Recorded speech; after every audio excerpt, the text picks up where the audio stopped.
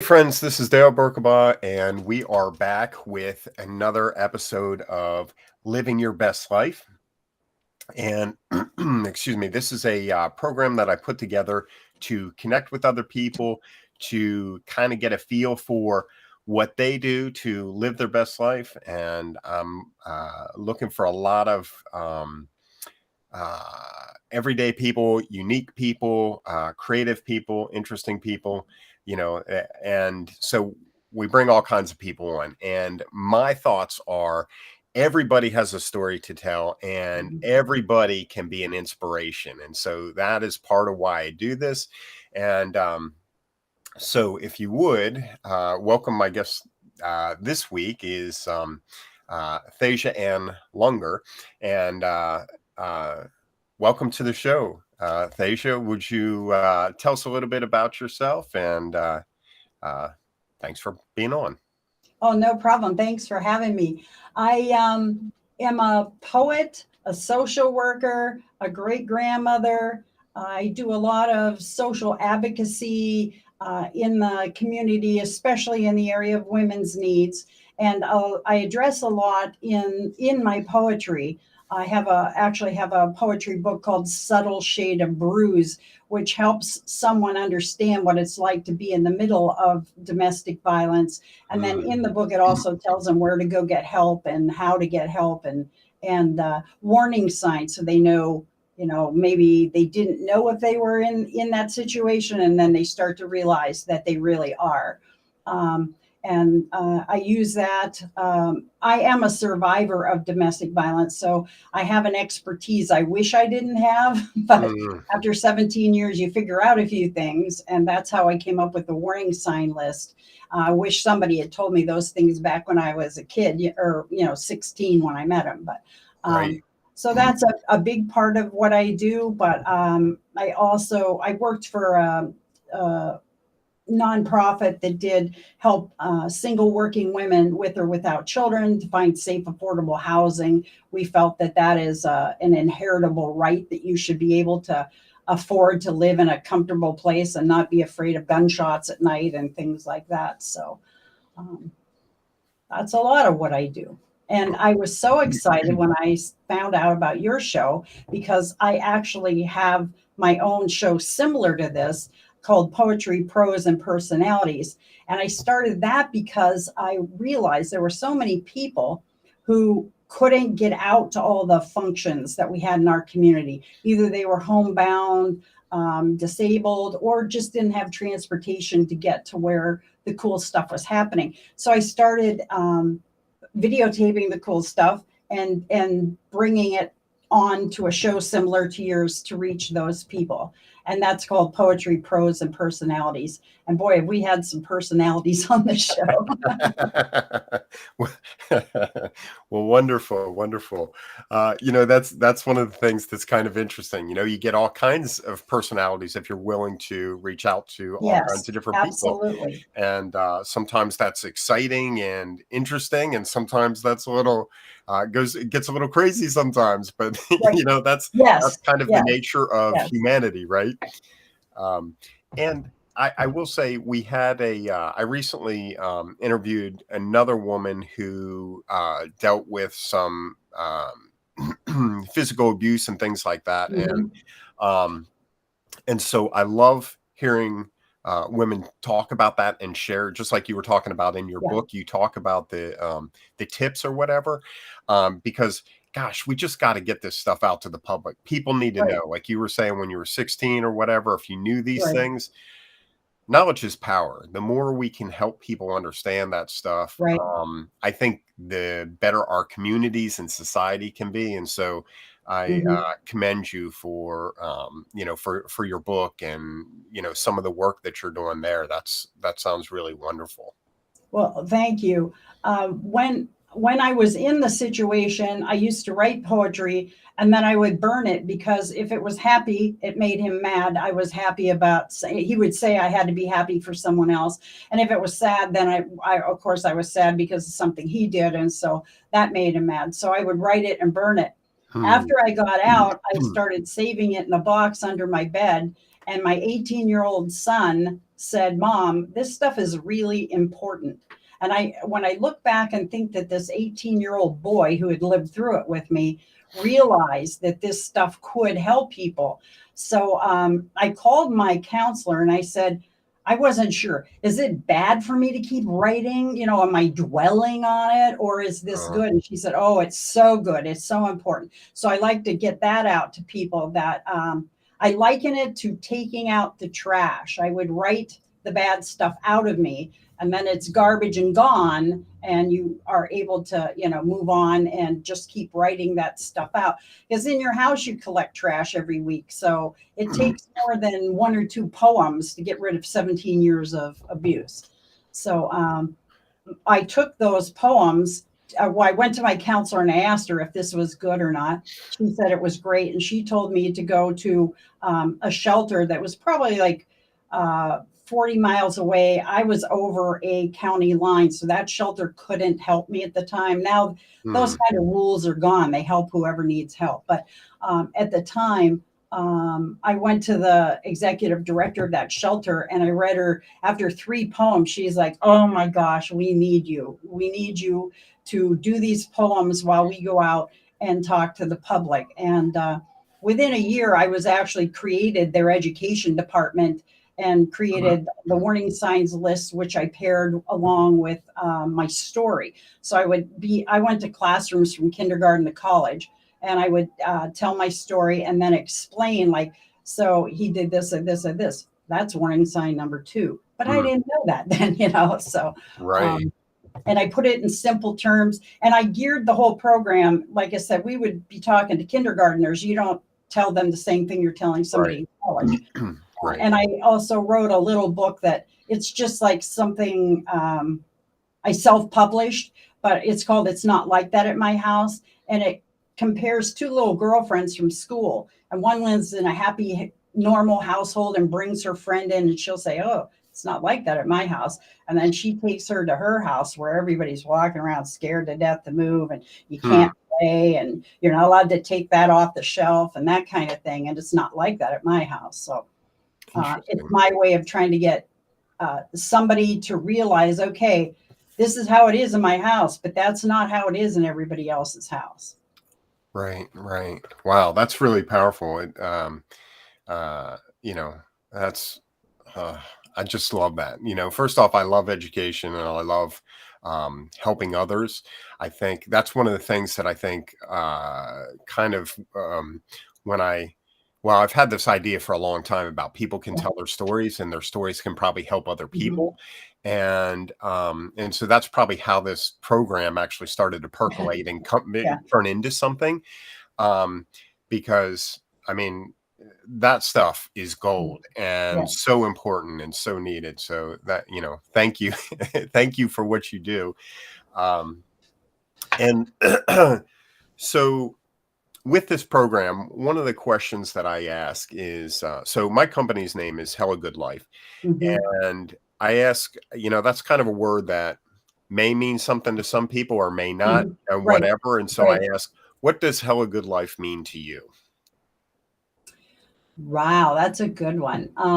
To me, it's where I am now. I am safe.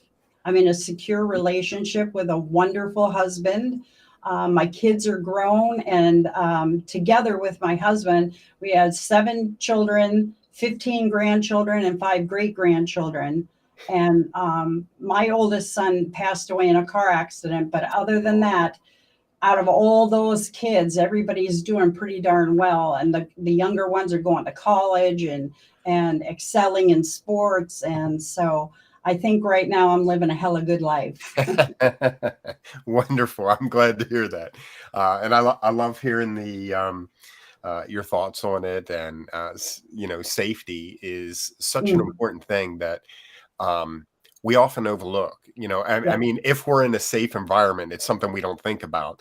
But right. there's so many people out there that are, struggling to get by or in a abusive relationship Mm, or, whatever. right. It's good to just be aware of how important safety really is. Well, Um, that nonprofit I worked for, where we were helping people get safe, affordable housing, a girl would come to us with 3 kids and they're living in their car on a street where there's gunshots every night, and so I realized very quickly how maybe I had taken certain things for granted. And I have always, my whole life, I have made myself take moments where I think about third world countries and how blessed we are here, and Right. to stop complaining about, this or that little thing, and be grateful. Grateful and thankful will get you so far in life. Right. It really will. Right. I'm really passionate about gratitude. I preached about gratitude all the time. I think that's a good thing. So, and I like that you said take thinking from a perspective of a third world country, because Yep. if we step out of our situation and we kind of look at things, then it's very easy for us to see, holy crap, I have so much that's really great, Right. even in some of the roughest of times that we Right. may go through. So that's a When great I think for me, being even in the rougher times, I've always been a half full type person, the glass is half full. uh-huh. And so even when things were bad, I knew they could be worse. And some people are like, oh, that's not the way to look at it. It's like, well, it got me through and here I am today. And I mean, I had 3 attempts on my life by my first husband. Mm. And I I joke, thank goodness he wasn't good at anything. He probably wouldn't like hearing that. Right, right. And he's had a total of 5 wives and Mm. 3 protection from abuse orders that didn't come from any of those wives. And I have a poem about it that ends with 5 divorces, 3 PFAs, and still wondering why he can't find a single good woman. Hmm. Yeah. That's crazy. Yeah. Hmm. Okay, so another question that I asked. This is kind of a little oddball question that I kind of throw out there. So just to kind of prepare you, really, what it is I like to have the guests sort of be engaged, kind of uh, pick and choose that sort of thing. So I'm going to throw out 3 questions for you. And you can pick one that you like that really resonates with you, or if you decide you want to answer all 3, that's fine too. It doesn't matter. But I like giving you a little bit of choice here. So the first question is, where do you find the most joy? Mm. The second question is, what inspires you? And the third question is, what is your superpower? Any Hmm. of those strike a chord or? Well, I'll start with the first one. I Okay. live in Erie, Pennsylvania, which is on Lake Erie.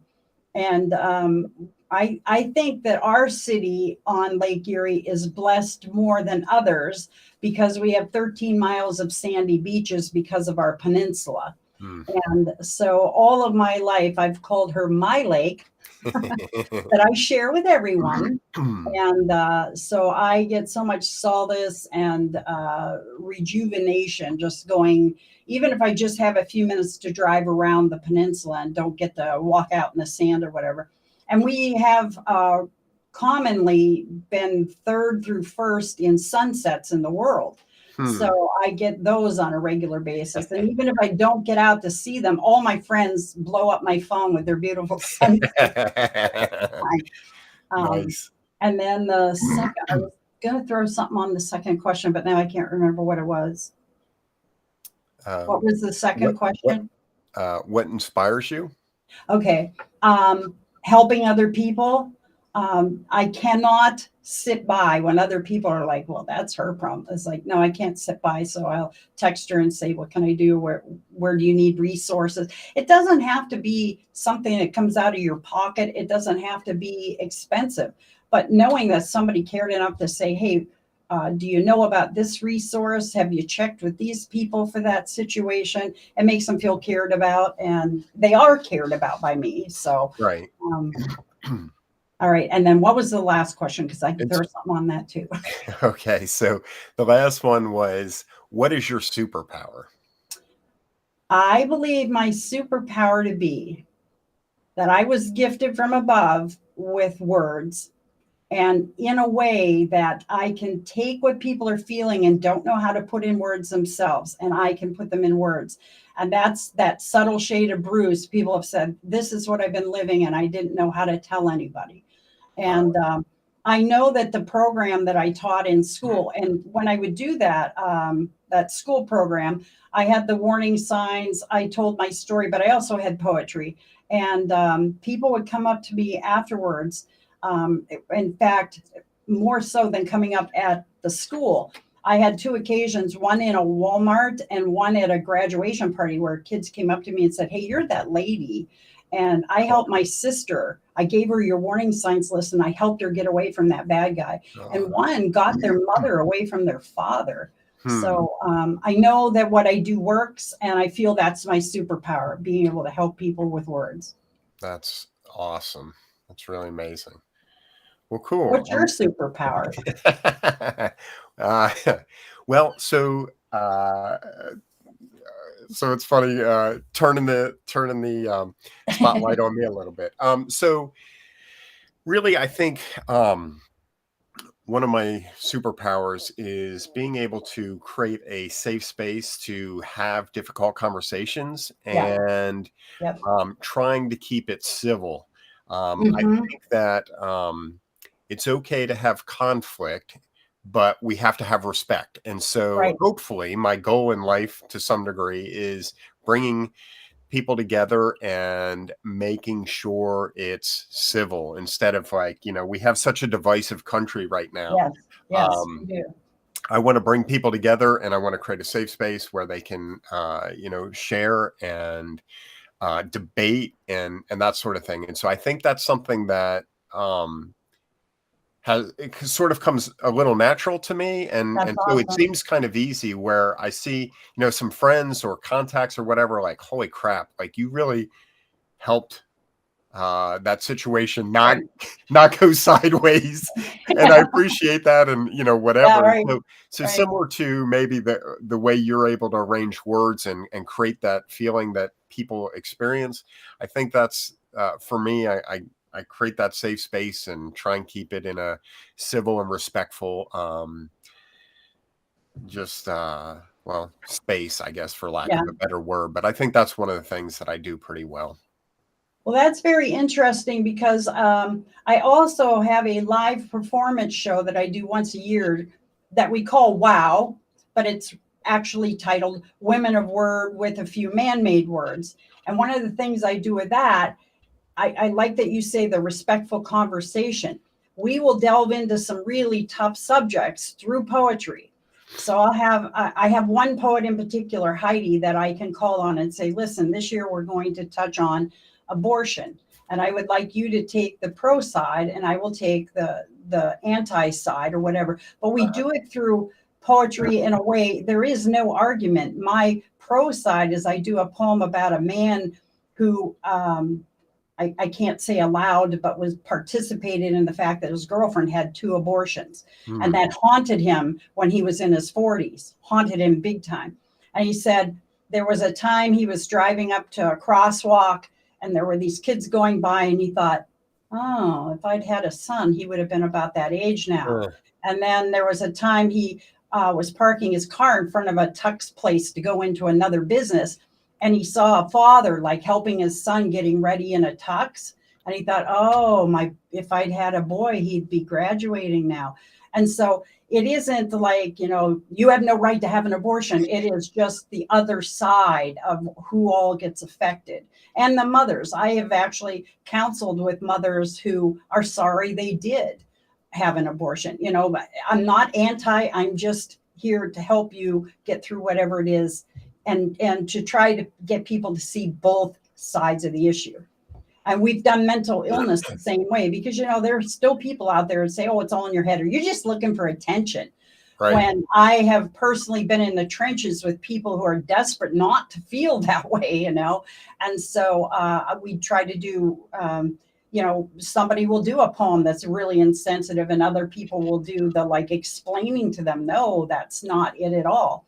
And that way the audience isn't participating and trying to think of what they would say next. Right. They're just observing and saying, ooh, I never thought of it that way.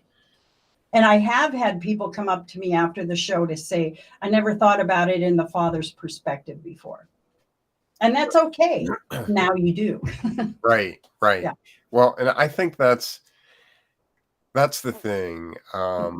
It kind of comes back to understanding, right? We think we know, but Yeah. in a situation that you're talking about where you're showing two different sides, and I'm able to sit back without being in the thick of the Yeah. emotional, Yeah. irritated or angry or frustrated or whatever, or Right. feeling attacked. I can just sit back and kind of take it in. Yep. Then it sort of permeates and kind of, you get it.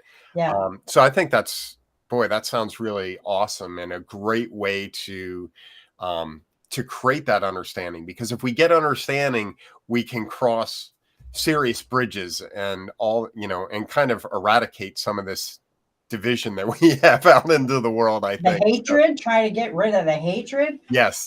I'm actually trying to, for 2023, I'm trying to think of a way to do poetry about hatred in a way that won't have everybody out in the audience. It's like, so it may happen, it may not. There will definitely be a show in 2023, but I don't always know the subjects. They're given to me. They come to me. I don't go searching for them. Okay. Sometimes it's a headline in a newspaper or whatever. And then I'll call Heidi and I'll say, do you have anything on homelessness? Or I have another poet who I know actually experienced homelessness. So she has the greatest poem on, it's called 8.25 an hour. And she says, I work for 8.25 an hour. And then she holds up a grocery bag with a box of cereal in it. This box of cereal was $4. I mean, really, you don't even need any more of the poem, but she has a whole great poem, But the audience, especially the wealthy people in the audience, are like, whoa, $4 for cereal when you make $8 an hour. Right, right. Yeah. Yeah. Well, that's so important. Again, that's another piece of awareness to Yep. get out of the minimum wage fight potentially and step into someone else's shoes, maybe. Yeah. And Right. so that's powerful. Well, I and there's still people out there that will, like, well, if she really wanted to do better, she could do better. And the truth is, right now, she's doing way better. But that was a stage in her life when she had 3 dependent children, so, and was doing the best she could, and 8.25 an hour and working like 50 hours a week, but still, that's a half an hour for a box of cereal. Right, right. Well, and that's the thing. We have to find grace and, Mm, not grace. judge. And, Yes. I mean, it's Yes. so quick and so easy to judge or put someone else down because we think they have our opportunities and things like that, which Right. again, it's kind of, Right. we're just so caught up in our own head that we don't even realize that the experience for someone else is different, or they're dealing with whatever else, so it's interesting. It is. And another thing that I work on with gratitude, first of all, I had a very judgmental mother. I'm sorry, but it's true and you know it. Um, um, and I fight that. I didn't like it when she did it. And now I'm this age and I'm like, blah, blah, blah, in my head. And I'm like, whoa, that's something your mother would have said. So, and I try to be in that gratitude thing, think not just about third world countries, but where I was born in this country. I don't do well in really heavy heat or humidity. And God put me in Erie, Pennsylvania, where it's only humid a few days a year. And yes, we have a lot of snow, but we don't have tornadoes, we don't have hurricanes, we don't have earthquakes. And so I'm grateful just for where I was planted on this big marble. Right, right. Well, I haven't really been to Erie, but I will say I've been to the Great Lakes. I was born in Pennsylvania. I lived there for uh, oh gosh, I don't know. I've been here for 20 years, so I guess I lived there almost 30 years. And going to the Great Lakes, I was really amazed at how similar it was to the ocean. As far as, first off, they're huge, and Yes, second, they have waves. I yes, really never yes, saw a lake that had yeah, waves. yeah, And so it's a different experience and quite beautiful. Now, I had a friend who lived in Michigan, and he was trying to teach me to jet ski, and I was getting my butt kicked by those waves. So I would have rather gone on a smooth lake to Right. learn, Yeah. but it's interesting. Yep. It's a beautiful area, and so I can kind of relate with that and see that. Back in the late 80s, I had a friend who came up from Philadelphia. He had never been up in this area. And he had gone to the Atlantic Ocean as a child many times. And so he kept thinking, she lives by a lake. So I took him. And I remember once he got to where he could really see the water, he like ran up and he's like, oh my gosh, I thought that I'd be able to see houses on the other side. Right. He's like, there's no difference between this and the Atlantic Ocean. And I said, oh, yes, there is. We don't have sharks. We can swim and swim and swim and never worry about a shark warning. Yeah, for real. That's that's a change. So my friend here says, Big Marble, love the let me see if I can read that. Hold on, I can't read it. Love that I live in Colorado, was raised in LA. Love where I'm at, and I'm where I should They're be. they're where they So should be. right. So That there is such a comforting feeling of knowing, and I understand. I had friends that like have the wanderlust and they just can't stay put and they have to go. And I really am comforted by the fact that I know this is where I belong. I have a right. son who lives in Florida, and in the winter, if I want to go down there and escape the cold, I can. But Erie is where I belong. Yeah. Well, it's funny too. You mentioned the minding the heat and things like that. That's one of the things that I struggle. I moved to Texas, partially for my now wife, and partially to grow my business. But the heat, boy, we had a stretch of like 75 days that was 100 plus here. Yeah. We're just kind of getting out of it. There was no rain for that time. It just started raining. I mean, I don't go outside. I don't do much. So Like, I miss the mountains and the seasons and the different things like that I had in Pennsylvania. And I was active outside all the yeah, time, and I'm not as active here. And so, it's probably not yeah, as good for my health because I'm not active and don't go yeah, outside as much. But yeah, it's interesting. If you know where you're at and that's your place, then yeah. that's one less thing on your plate. It's a gift. It really is. Yep. Okay, so one of the other questions that I ask is, what is one of your biggest successes or an area that you're most proud of in life? I guess that would be the wow show. How that started, I was at a Friday night poetry reading, and I was sitting back, and a woman went up to the podium and she said that she'd heard me a couple weeks ago. And so she had a poem about domestic violence she wanted to do. And as she was reading it, I was thinking, wow, it's like talking to that poem I read 2 weeks ago. So I just kind of tucked that away in the back of my head and went on about life. And a couple weeks later, somebody did a poem about the loss of their infant son. Well, my Mhm. son was 26. And I hate people that say, oh, I think this is worse or that's worse. It's like, Right. it's all worse, It's honey. all It's all right. worse when you lose a child. And so those two poems spoke to each other. And so I thought about it for a couple of weeks, and then I invited like 4 girlfriends over coffee in a coffee shop. And I said, what do you think about this? And they were all like, we're in. And that's how it was born. And initially, the first 2 years, it was all women and women's issues. But I have so many male friends that have really strong poetry on different subjects, one on homelessness, one on PTSD. He's a survivor from his military in Afghanistan. Mm. And, and like me, taking out the trash. He's probably got 19 books at this point, Oh, wow. just getting it out. And I clicked with him right away. One, that he was trying to help others with what his pain. Right. And then when I looked at his actual written word, because when somebody reads it, you don't know how it looks on their page. But when I looked at his written word, he's like 2 or 3 words, 2 or 3 words, 2 or 3 long lines. And that's what I do. I started doing that because I wanted someone to be able to get my book and read it the way that I read it, Yes. the way it was intended. Right. And so to just have a paragraph, you don't get that. So Yeah. I started writing it in the way I would break it out. And I did that in 1990. So it was really like, I don't know, kismet or whatever, that I met somebody else who does the same thing as far as helping others with the pain and also writes it out the same way. Uh, he said for him, it's like, that's all I can take at a time, is just getting that 3 or 4 words out and then another 3 or 4 words out. Mm.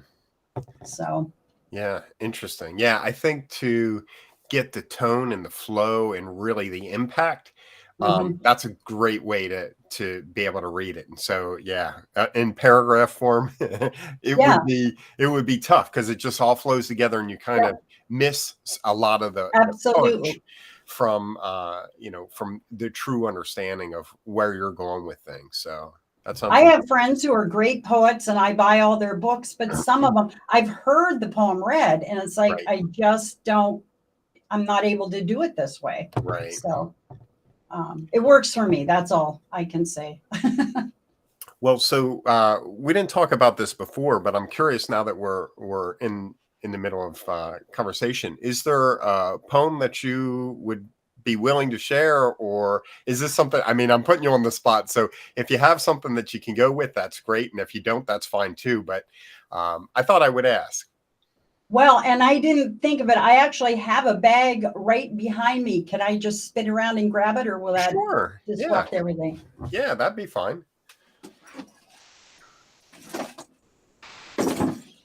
Through my show, I have learned different things. One thing I didn't mention is I have a brain injury that happened from a fall in 2008. And I cannot memorize even my own poems. And I have thousands. So at this point, I think anybody would have trouble trying to do it all. Right. And so one of the rules I have for WOW is everyone carries a clipboard.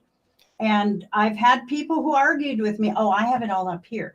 But I'm telling you, when you do WOW, there is a completely different dynamic. We have so much emotion. It's not walking up to the mic and spitting it out. This guy's already said something really emotional to you, and now you're saying something emotional back.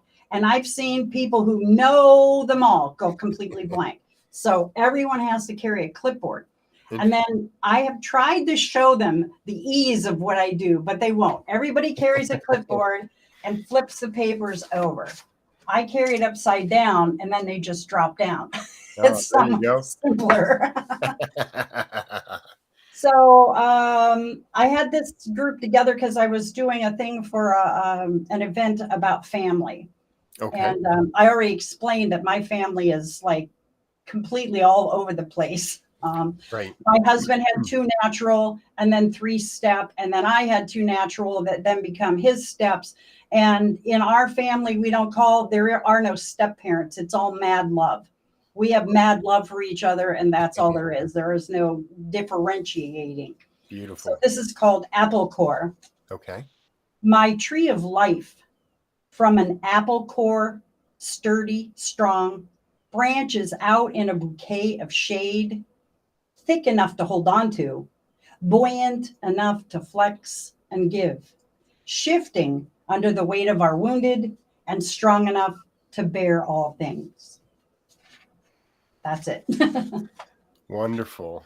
Oh, that was And beautiful. I will throw one other one in that I just happen to have on the clipboard, and this had nothing to do with today, but Okay.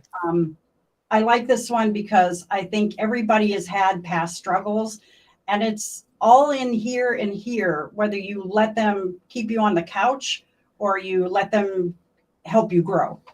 Okay. So this is my past struggles. My past struggles caused me to push and pull and define muscles. My past struggles caused me to think out every angle and created a puzzle solver. My past struggles caused me to examine every side of an issue and strengthened my brain. Mhm. My past struggles caused me to man up and carry the load. My past struggles caused me to soften and become completely compassionate. Mhm. My past struggles caused wounds, and I learned to heal them. My past struggles caused me to be who I am today, and I'm whole. Wow. Good stuff. Well, thank Thank you you. for Thank that. you for sharing with us. I think you're very talented and Thank you. good stuff. Thank you. Okay. So, I asked about the success and or thing you're most proud of, and then I go into the other side of things a little bit. So, what is one of the biggest hurdles or challenges you had to overcome in life? Well, I've had two biggies. One, 17 years of domestic violence and three attempts on my life. But Mm. when I say that, I mean, they were attempts on my life. The one time he chased me down the highway with a bayonet. But I've Oh my always gosh. felt protected from above. And when I was trying to outrun him, I'm 5'2", he's 6'2" with 36-inch legs. Mm, And I outran him. And I kept feeling like I was almost scooped along, really mm. otherly power, wherever you want to believe it came from. And so that was definitely a challenge. And finally giving up because I got married in church and I felt like, I wouldn't be forgiven if I left and blah, blah, Oh, blah. right. And obviously I'm not a quitter if I stayed 17 years. But the other one was losing a son. That was pretty tough. Um, Yeah. and being the way some people react, and they don't know how to react, so they react badly. My ex-husband was laughing in the funeral home and all jovial with his friends. They had like this buddy group going on, and it was just very bizarre. Mm, um, and other people, but most people were so kind. The one thing I have to say is that my son who passed was a different duck than everybody else and always had trouble fitting in. This goes back to 1972. They didn't know about ADHD and all those other alphabet soup titles that they give kids sure. now. And I would try to tell teachers that would complain, well, he can't sit still. He keeps falling out of his chair. It's like, can you let him erase the board? Can you send him with a note to the principal? Can you keep him moving? He tested genius 3 times because they kept saying there's something wrong with him, and he's a genius. He is bored out of his mind. So a lot of people didn't get along with him because he was different, at least through regular high school and stuff. And but what was amazing, he was 26 when he passed away, and people came to that funeral home on crutches, in a Mm, wheelchair, the ones that you could tell were on drugs. He was very anti-drug and would always try to help somebody. Here, I'll go with you. We'll get you in rehab or whatever. mm, So he was always that. He had problem with alcohol, but he was so anti-drug. I don't know exactly why he made a difference there, but and he got clean and was completely clean for 6 years when he passed away. mm. But the people that came to the funeral home, it was amazing. It simply was amazing. Wow. That's one of the things that um, is really hard to know how to, know what to say. I mean, Yes. my heart goes out to you because to lose one of your children has got to be Yeah. a man tough. I mean, not to neglect or be little make the abuse not a Right. big deal. That's an awful thing too. And so it's really challenging though to know what to do, right? As humans, sometimes we want to do something, but sometimes Yeah. there's nothing we Right. can do than say, "Hey, I'm sorry." That's it's a tough situation, and um, I'm glad that you're able to share some of the stories a little bit and keep his memory alive. And Yeah. what we're getting to do that together a little bit, so that's a Yeah. wonderful thing. Right.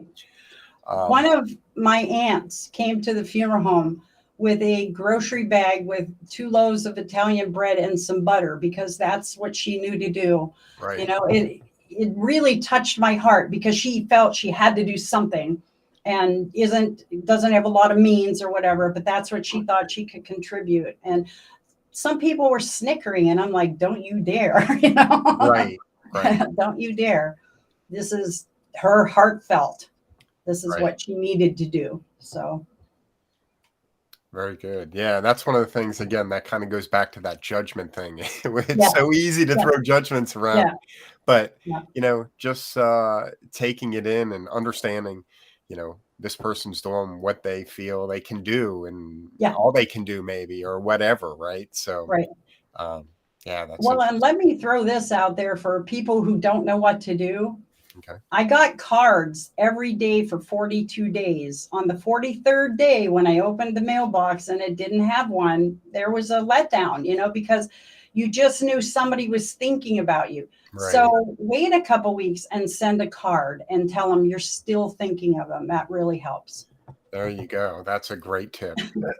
It's so funny because the next question, this is one that I ask everyone is, what is one tip for our viewers to live their best life? Do you have any? I mean, that's one way to help someone through Right. grief, and maybe that's Right. maybe that's the tip, or maybe there's something else that you have.